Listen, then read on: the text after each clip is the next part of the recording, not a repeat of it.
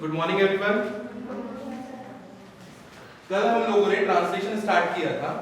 आज उसी का ही पार्ट कंटिन्यू करते हुए हम देखेंगे टीआरएनए, अडॉप्टर मॉलिक्यूल जिसको बोलते हैं, अंतरण आरएनए जिसको बोलते हैं। ठीक है, ये एग्जाम में क्वेश्चन आ जाता है, आपसे पूछ लिया जाता है कि एमआरएनए क्या होता है, या फिर सिंपल सा आरएनए क्या होता है, कितने टाइप्स के आपके आरएनए होते हैं और उन आरएनए का क्या क्या फंक्शन होता है।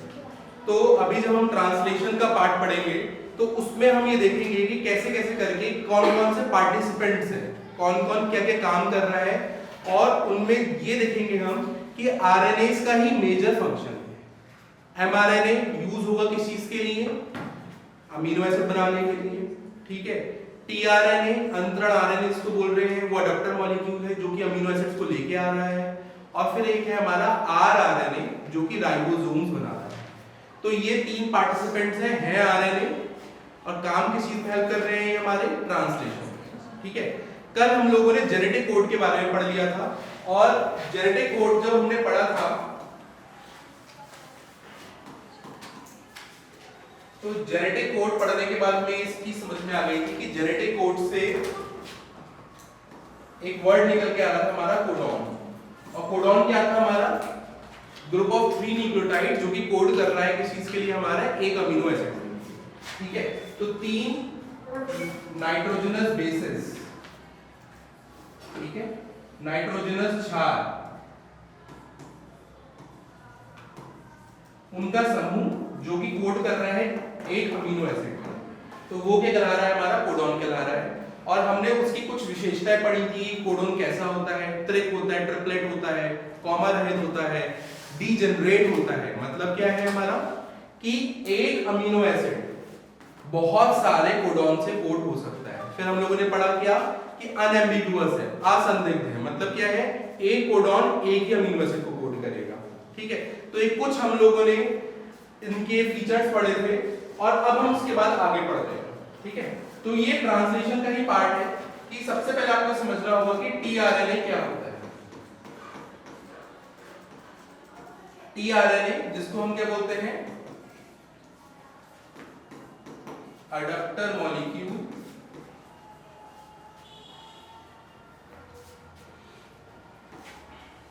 ठीक है, क्या बोलते हैं इसको हम? Adopter molecule. तो अब आपको ये समझना है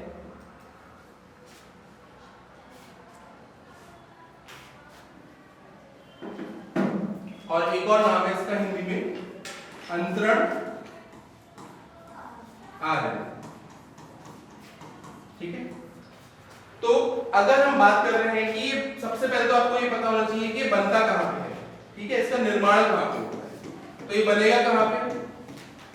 सारे आरएनए कहां पे बनते हैं हमारे?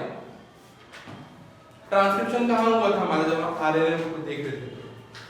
केंद्रक में या फिर कोशिका द्रव्य में? केंद्रक में ना, केंद्रक में बनता है हमारा। ठीक है, कार्य कहां पे करेगा ये अपना? कार्य करेगा ये कोशिका द्रव्य में।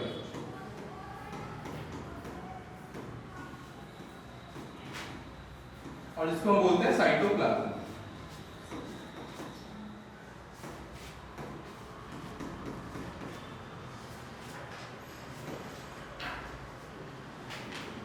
काम क्या है इसका?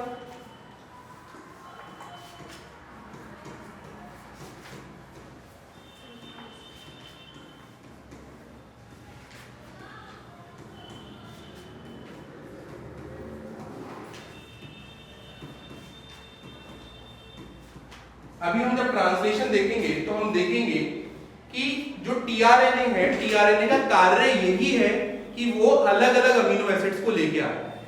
ठीक है, जो हमारे अमीनो एसिड्स हैं उनको लेके आ रहा है।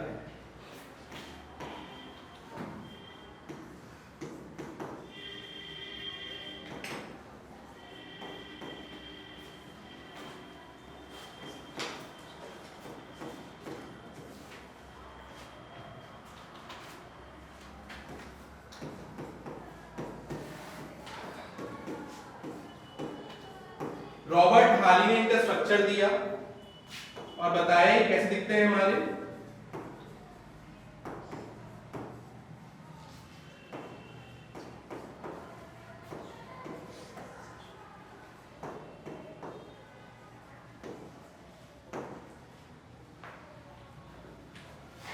रॉबर्ट हाली नाम के एक साइंटिस्ट थे जिन्होंने 1964 में इसका स्ट्रक्चर बताया कि टीआरएनए जो अडॉप्टर मॉलिक्यूल अंतरण आरएनए वो दिखता कैसे है और वो उन्होंने बताया कि कैसे दिखता है हमारे को क्लव की तरह। क्लव मतलब लॉन्ग, ठीक है। तो क्लोवर लीफ लाइक स्ट्रक्चर है इसका और उन्होंने ये बताया कि इसमें कितनी भुजाएं हैं, 5 भुजाएं हैं, ठीक है। कितनी भुजाएं हैं इसमें, 5 भुजाएं, जिसको हम बोल सकते हैं 5 आर्म्स, ठीक है। देखिए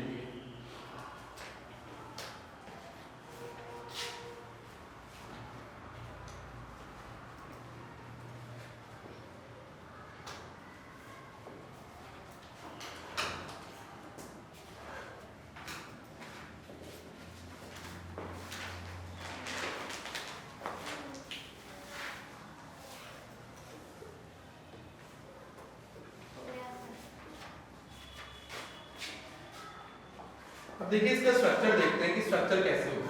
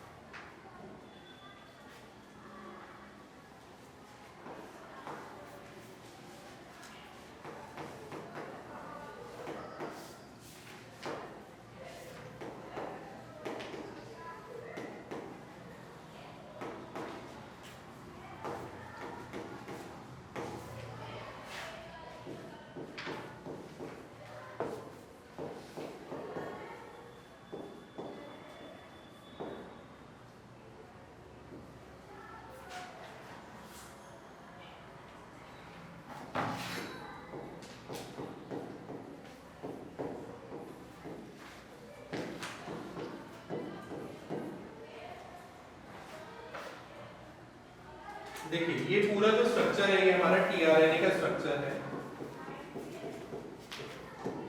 ठीक है। तो सबसे पहले जल्दी से बनाइए पहले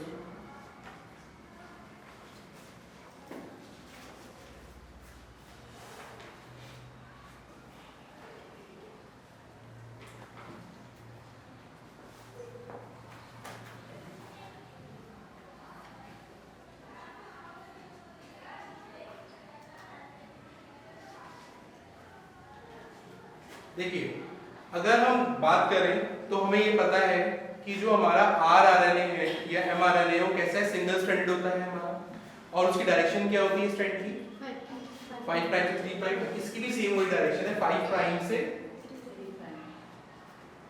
3 प्राइम। ये कैसी है 5 प्राइम से 3 प्राइम।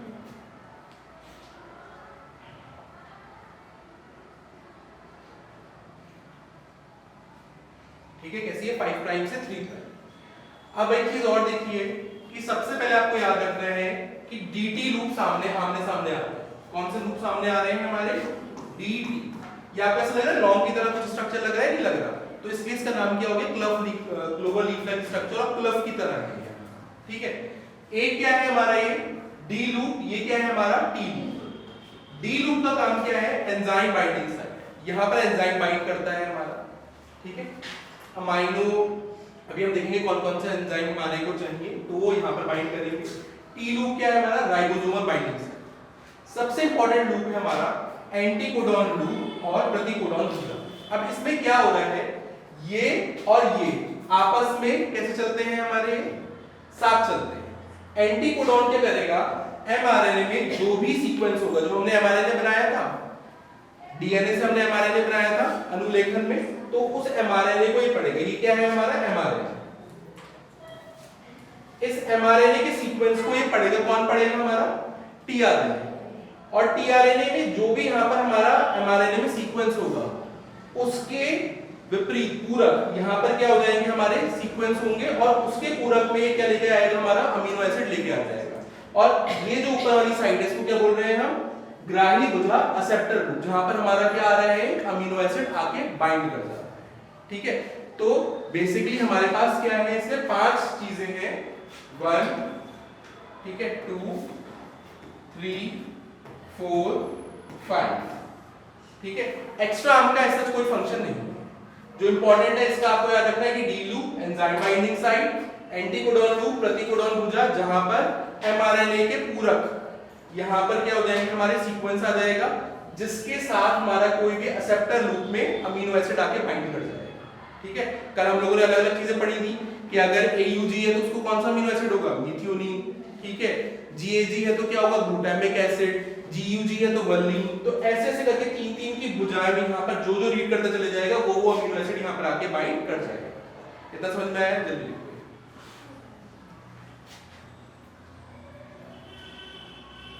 अब ये लिखो, ये कैसा है, सिंगल स्ट्रैंडेड, एक रज्जु की है।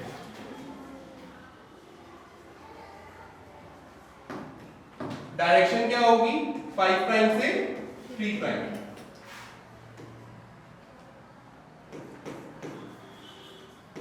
जो एंटीकोडॉन लूप है, लूप या फिर प्रतिकोडॉन भुजा,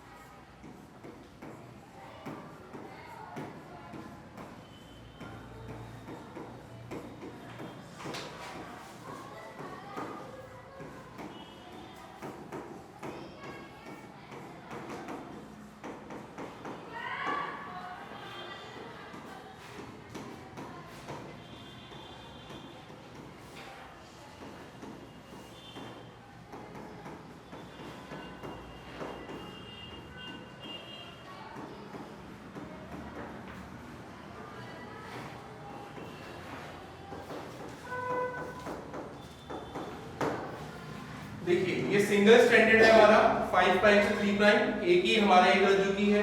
एंटीकोडॉन लूप एमआरएनए पर कोडॉन को पढ़कर अमीनो अम्ल को ग्राही भुजा पर जोड़ता है। ये हमने पढ़ लिया कि जो एंटीकोडॉन लूप है नीचे वाला वो एमआरएनए पे जो भी सीक्वेंस है, जो भी हमारा कोडॉन उसको पढ़ता है और उसके साथ ही क्या कर रहा है, वो जो ग्राही भुजा है उस पे अमीनो एसिड को जोड़ दे रहा है, जो भी रीड कर रहा है, जो भी कोडॉन के समकक्ष आएगा। ठीक है, इसमें कोई स्टॉप कोडॉन नहीं है। हमने पढ़े थे कल 3 स्टॉप कोडॉन, यूए, यूजीए और यूएजी। ठीक है, ओपल, वोकर और अंबर, ये हमने 3 पढ़े थे स्टॉप कोडॉन। इसमें कोई भी स्टॉप कोडॉन नहीं आता। हर अमीनो एसिड के लिए अलग-अलग टीआरएनए होता है। अनुवादन प्रारंभ करने के लिए एक अलग टीआरएनए होता है जिसको हम बोलते हैं आई टीआरएनए और इनिशिएटर टीआरएनए। ठीक है, तो ये आपने देख लिया यहाँ पर कि अगर हम ये पूरा स्ट्रक्चर देखें, इस स्ट्रक्चर में आपका ये जो एंटीकोडॉन लूप है ये क्या कर रहा है, हमारा एमआरएनए को रीड करेगा।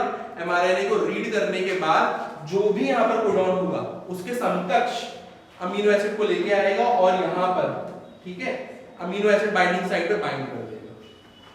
ठीक है, जल्दी से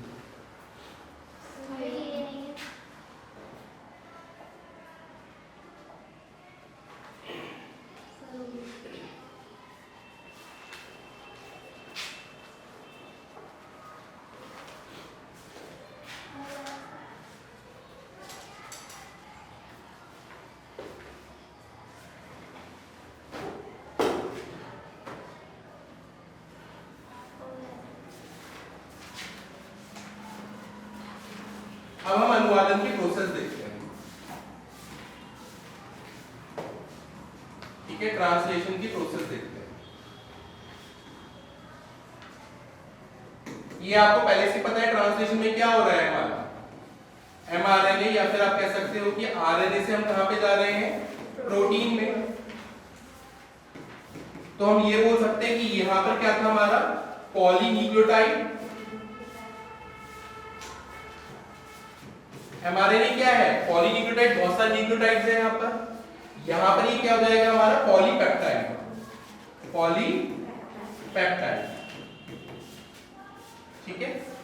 अब ये आपको पता चल गया यहाँ पर क्या होगा, AUGC कुछ होगा, यहाँ पर क्या होंगे हमारे पास डिफरेंट अमीनो एसिड। इतना आपको क्लैरिटी मिल गई। ये क्या है, पॉलीन्यूक्लियोटाइड, जबकि हमारा प्रोटीन क्या है, पॉलीपेप्टाइड है। ठीक है, अब एक चीज देखो कि ये हम पहली बात कर चुके हैं कि हमारा जो ट्रांसलेशन है कहां पे हो रहा है, हमारा कोशिका द्रव्य। ठीक है, अब एक चीज देखो कि यहाँ पर पार्टिसिपेंट्स कौन कौन से हैं, जो मैंने आपको स्टार्टिंग में बताया था कि पार्टिसिपेंट्स कौन से हैं, कौन कौन यहाँ पर पार्टिसिपेट कर रहे हैं। ठीक है, तो ये हमें पता है कि 3 है हमारे। सबसे पहले तो क्या हो गया हमारा एमआरएनए। एमआरएनए कहां से मिला हमें, ट्रांसक्रिप्शन करने के बाद। तीनों ट्रांसक्रिप्शन के बाद ही मिले, बट हमने सबसे पहले क्या बनाया था, एमआरएनए बनाया। ठीक है, जिसको रीड कर रहा है, कौन रीड कर रहा है, हमारा टीआरएनए। टीआरएनए में भी कौन रीड कर रहा है, एंटीकोडॉन। और टीआरएनए का काम क्या है हमारा, अमीनो एसिड्स को लाना, अमीनो एसिड्स को लाना। ठीक है, उसके बाद आता है हमारा आरआरएनए। आरआरएनए का काम क्या है हमारा, राइबोसोम्स बनाना। ठीक है, अब राइबोसोम में अगर हम देख रहे हैं, राइबोसोम्स में यहाँ पर कौन कौन से आ रहे हैं हमारे आरआरएनए में। इंपॉर्टेंट चीज जो आपको याद रखनी है कि एक तो हमारे क्या होगा, यूकैरियोट्स में होंगे राइबोसोमल आरआरएनए, और एक होंगे हमारे प्रोकैरियोट्स में। यूकैरियोट में कितना होता है हमारा, 80S, और वो 2 सब यूनिट से मिलकर बना हुआ है हमारा 60S प्लस 60S और 40S। ठीक है, इससे मिलकर बना हुआ है। यहाँ पे कितना है, 70S, और ये किससे मिलकर बना हुआ है, 50S और 30S। ठीक है, इतना है, जल्दी से लिखो।